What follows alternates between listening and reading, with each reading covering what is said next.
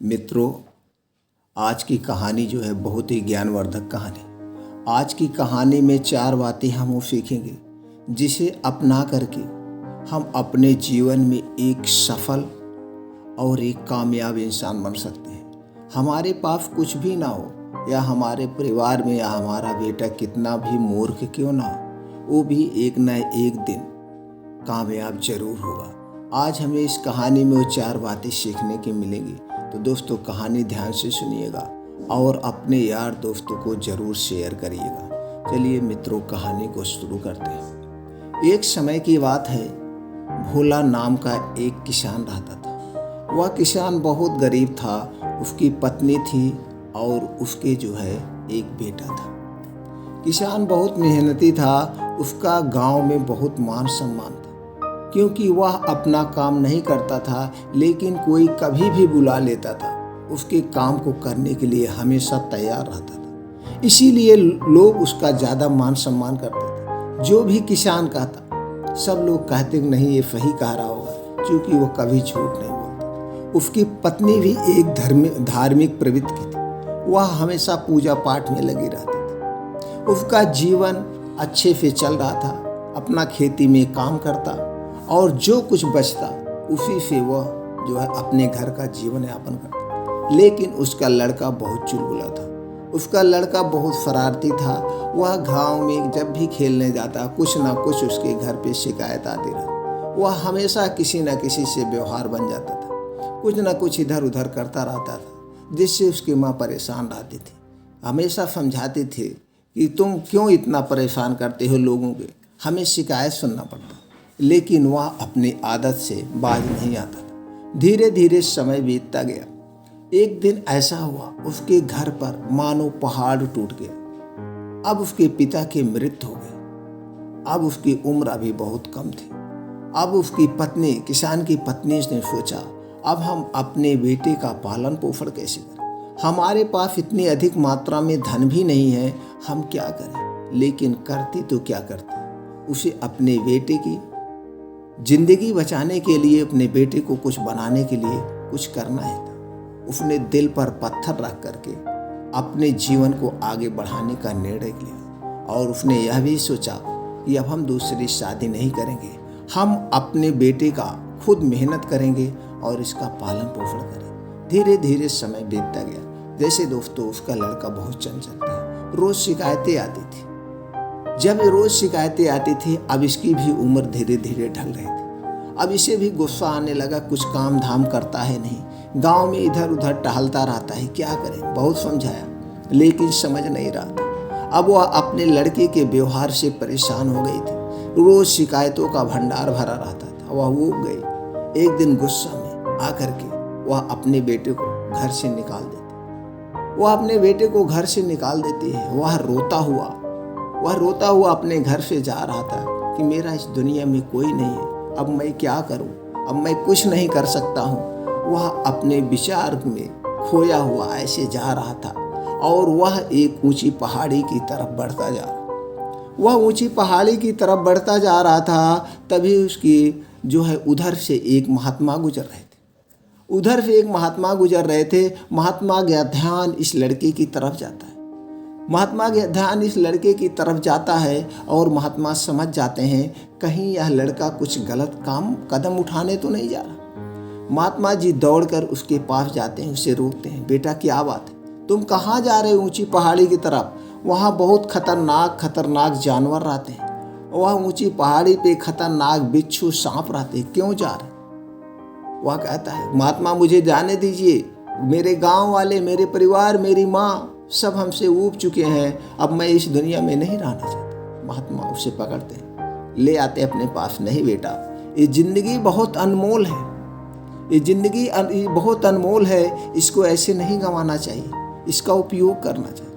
वह कहता है कि नहीं, सब लोग कहते हैं तुम मूर्ख हो, तुम पागल हो, तुम कुछ नहीं कर सकते, इसलिए हम अब कुछ नहीं करने लायक हैं, तो हम कुछ समझ में नहीं आ रहा है। गुरुदेव, मैं क्या करूं? महात्मा जी उसको अपने पास बैठाते हैं और कहते हैं, बेटा आओ, तुम्हें एक कहानी सुनाता हूँ, तुम्हें एक किस्सा सुनाता हूँ और तुम इस किस्से से समझ जाना तुम्हारी जिंदगी कितनी अनमोल है। तुम बहुत कुछ कर सकते हो। एक किस्सा ध्यान से सुनो दोस्तों। फिर महात्मा उस लड़के को एक किस्सा सुनाना शुरू करते हैं। बहुत समय पहले की बात है। एक गांव में एक शेख चिल्ली नाम का एक युवक रहता था।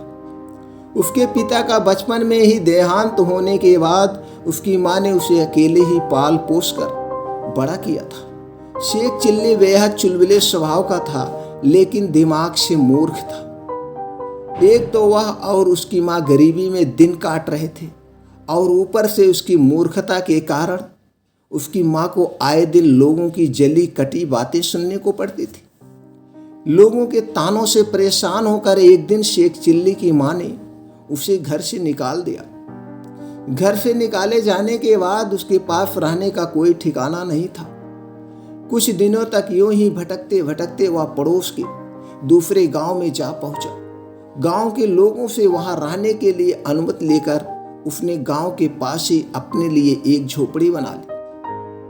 शेख चिल्ली का स्वभाव बेहद नटखट व चुलबुला था, इसीलिए देखते ही देखते वह गांव वालों से घुल मिल गया। गांव के सभी लोग उसे खूब पसंद करने लगे। शेख गांव वालों का छोटा मोटा काम कर देता और उसके बदले में उसे राशन व अन्य सामान देते थे, जिससे उसका गुजारा चल जाता था। शेख चिल्ली बातें बनाने में भी माहिर था, इसलिए गांव के कुछ लड़के उसके शर्मिंदा की तरह हमेशा उसके आगे पीछे घूमते रहते थे, हमेशा उसके इर्द गिर्द घूमते रहते थे। उस गांव के मुखिया की एक बेटी थी जो देखने में बेहद सुंदर थी।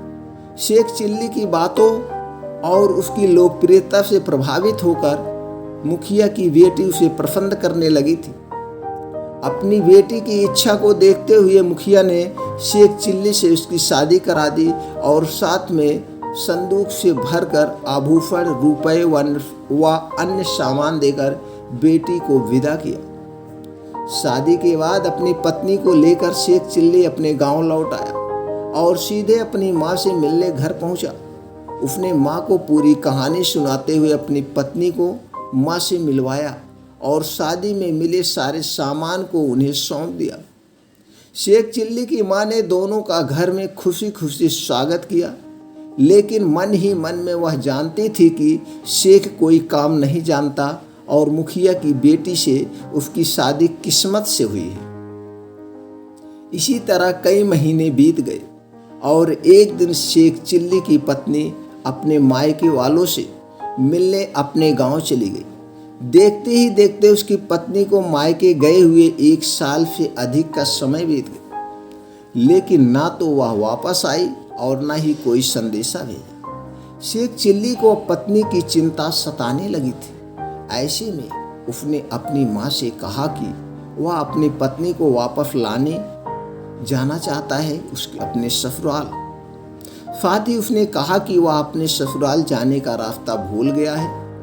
उसने माँ से गुजारिश की कि वह उसे उसकी पत्नी के गांव पहुंचने का रास्ता बताए। उसकी माँ जानती थी कि शेख चिल्ली मूर्ख है, इसलिए उसने उससे कहा कि अगर तू अपनी नाक की सीधी में सीधा चलता जाएगा, अपनी नाक की सीधाई में सीधा चलता जाएगा तो अपने ससुराल पहुंच जाएगा और इस दौरान तुझे यहाँ वहाँ नहीं मुड़ना है। शेख चिल्ली की माँ ने रास्ते के लिए कुछ खाने का सामान गठरी में बांध दिया और उसे ससुराल की ओर विदा किया।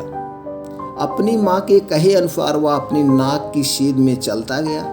रास्ते में उसे कई चट्टान, झाड़ियाँ, पेड़ और नदी मिली, जिन्हें उसने बिना अपना रास्ता मोड़े बड़ी मुश्किल से पार किया। इसी तरह चलते चलते 2 दिन बाद शेख चिल्ली अपने ससुराल पहुंच ही गया। उसके ससुराल पहुंचने पर सभी लोग बड़े खुश हुए और उसका स्वागत करने लगे। उसके ससुराल वालों ने उसे खाने पीने के लिए कई पकवान, शीतल पेय परोसे।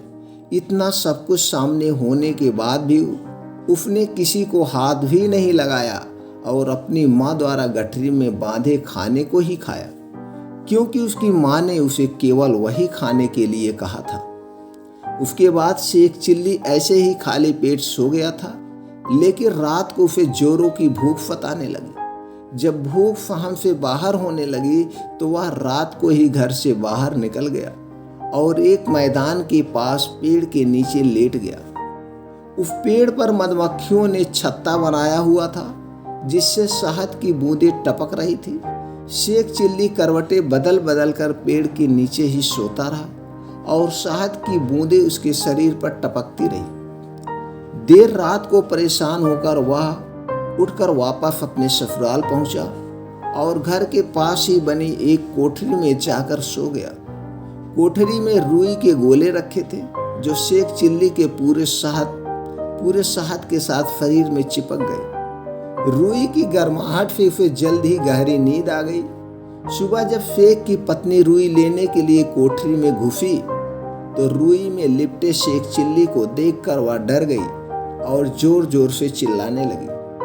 चीखने की आवाज सुनकर शेख की नींद टूट गई और वह जोर से उसे डांटते हुए चुप चुप कहने लगा। उसकी आवाज सुनते ही उसकी पत्नी कोठरी से बाहर भाग गई और शेख दोबारा सो गया। कुछ देर बाद उसकी पत्नी ने परिवार के अन्य लोगों को भी बुलाकर कोठरी में ले आई। कोठरी में रुई में लिपटा शेख चिल्ली बेहद डरावना लग रहा था। घर वालों ने एकजुट होकर उसे पूछा कि वह कौन है, तो शेख चिल्ली दोबारा जोर जोर से चुप चुप चिल्लाने लगा। घर वालों को लगा कि वह कोई भूत है और सभी वहां से दुम दबाकर भाग निकले। घर वालों ने शेख चिल्ली, जिसे वह भूत समझ रहे थे, उसे कोठरी से भागने के लिए एक ओझा को बुलाया कि चलो उस कोठरी से ओझा को बुला करके और उस भूत को भगाया जाता है। ओझा द्वारा काफी देर तक तंत्र मंत्र करने पर भी जब कोठरी से वह बाहर नहीं निकला तो ओझा ने मुखिया के परिवार को जल्द से जल्द घर खाली करने और किसी दूसरे मकान में जाने की सलाह दी। ओझा की बात मानकर सभी घर वाले तुरंत घर से चले गए और उसे खाली कर दिया। दिन में तो शेख चिल्ली कोठरी से बाहर नहीं निकल पाया, तो रात होते ही वह कोठरी से बाहर निकला। भागते हुए वह एक किसान के घर के पास पहुंचा जिसके आंगन में बहुत सारी भेड़ें बंधी हुई थी। शेख चिल्ली को अंधेरे में कोई आता दिखाई नहीं दिया तो वह छिपने के लिए भेड़ों के बीच में बैठ गया। जिन्हें देखकर शेख चिल्ली छिपा था वह दरअसल चोर थे जो किसानों की भेड़ी चुराने आए हुए थे। चोरों ने एक एक करके सभी भेड़ों को उठाया और आंगन से निकाल कर जाने लगा। उनमें से एक चोर ने रुई में लिपटे शेख चिल्ली को भेड़ समझकर उसे भी अपने कंधे पर उठा लिया और चलता बना। भेड़ों को लेकर भागते हुए चोर नदी के पास पहुंचे। इतने में सुबह होने लगी तो चोर भेड़ों को वहीं छोड़कर भागने लगे। इतने में चोर के कंधे पर लेटा शेख चिल्ली कहने लगा कि मुझे जरा धीरे से उतारना। भेड़ को बोलता समझ चोरों को लगा कि वह जरूर कोई दैत्य है जो भेड़ का रूप धारण किए हुए है। चोर डर के मारे शेख चिल्ली को नदी में फेंक कर वहां से भाग गए। नदी के पानी से शेख चिल्ली के शरीर पर चिपकी हुई रुई और शहद पूरी तरह से धुल गया। खुद को पानी में अच्छे से साफ कर वह सीधा अपने ससुराल के पास पहुंचा और अनजान बनकर उसने पुराने घर को खाली करने का कारण पूछने लगा। मुखिया ने उसे चुप चुप वाले दैत्य की पूरी बात बताई। मुखिया की बात सुनकर शेख चिल्ली मन ही मन बहुत खुश हुआ और अपने ससुर से कहने लगा कि वह उस घर से भूत को भगा सकता है। शेख चिल्ली की बात मानकर मुखिया पूरे परिवार के साथ पुराने घर में पहुंचा, जहां शेख कोठरी के सामने भूत को भगाने के लिए मंत्रोच्चारण करने का नाटक करने लगा। कुछ देर बाद उसने अपने ससुर से कहा कि वह भूत अब यहाँ से भाग गया है और वे लोग फिर से इस घर में रह सकते हैं। आप लोग आइए और इस घर में रह सकते हैं। उसकी बातें सुनकर मुखिया बेहद खुश हुआ और पूरा परिवार दोबारा से अपने घर लौट आया। मुखिया व उसके परिवार ने शेख चिल्ली की बड़ी खरीदारी की, बहुत सेवा की। ससुराल में कई दिन बिताने के बाद शेख चिल्ली ने एक दिन अपने ससुर से कोई कारोबार करने की इच्छा जताई। उसकी बात सुनकर उसके ससुर ने उसे जंगल से लकड़ियां लाकर व्यापार करने के लिए एक बैलगाड़ी खरीद कर दी। शेख चिल्ली जब लकड़ियाँ लेने के लिए जंगल जाने लगा तो रास्ते में उसकी बैलगाड़ी के पहिए में से घर्षण की आवाज़ आने लगी। उसे लगा कि पहले ही दिन बैलगाड़ी आवाज़ कर रही है तो यह जरूर कुछ बुरा होगा। इसलिए उसने अपने आरी से बैलगाड़ी के पहियों को काट कर फेंक दिया और पैदल जंगल की तरफ चल पड़ा। जंगल में शेख चिल्ली ने काटने के लिए मोटे पेड़ को चुना। पेड़ के तने भी काफी मोटे मोटे थे, तो उसे काटने के लिए वह पेड़ के ऊपर चढ़ गया। अपनी मूर्खता की वजह से वह जिस डाल पर बैठा था उसे ही काटने लगा। इतने में एक बुजुर्ग शख्स जो जंगल के रास्ते से गुजर रहा था शेख चिल्ली को देखकर रुक गया। उसने उसे आवाज देते हुए कहा कि वह डाल को ना काटे वरना वह भी नीचे गिर जाएगा। शेख ने उस आदमी की बात को सुनकर भी अनसुना कर दिया और जोर जोर से डाल काटने लगा। कुछ देर बाद डाल के साथ वह भी जमीन पर गिर गया। शेख चिल्ली को लगा कि वह मूर्ख जरूर कोई अंतर्यामी है जिसे भविष्य दिखाई देता है। उसने बुजुर्ग से पूछा कि क्या आप मुझे बता सकते हैं कि मेरी मौत कब होगी। उस बुजुर्ग ने शेख को बहुत समझाने की कोशिश की, लेकिन जब उसे लगा कि वह ऐसे पीछा नहीं छोड़ेगा तो उसने पीछा छुड़ाने के लिए उससे कहा कि तेरे भाग्य में आज शाम को ही मरना लिखा है। बुजुर्ग की बात सुनकर शेख चिल्ली डर गया और सोचने लगा कि अगर आज शाम को मुझे मरना ही है तो क्यों ना मैं पहले ही अपने लिए कब्र खोद लूं और मौत का इंतजार करूं। ऐसा सोचकर उसने जंगल में ही एक बड़ा सा गड्ढा खोद लिया और उसमें लेटकर शाम होने का इंतजार करने लगा। इतने में शेख चिल्ली को वहां से एक शख्स गुजरता दिखाई दिया जिसके हाथ में एक बड़ा सा मटका था। वह आदमी आवाज लगाते जा रहा था कि अगर कोई व्यक्ति मटके को उसके घर तक पहुंचा देगा तो वह उसे पैसा देगा। शख्स की आवाज सुनकर शेख चिल्ली जल्दी से गड्ढे से बाहर निकला और उससे कहा कि वह मटके को उसके घर तक छोड़ देगा। उस व्यक्ति ने भी मटका शेख को पकड़ा दिया और दोनों जंगल से बाहर निकलने लगे। मटके को सिर पर उठाए शेख चिल्ली सोचने लगा कि इस मटके को शख्स के घर पहुंचाने के बाद अगर उसे एक पैसा मिलता है तो वह उससे एक अंडा खरीदेगा।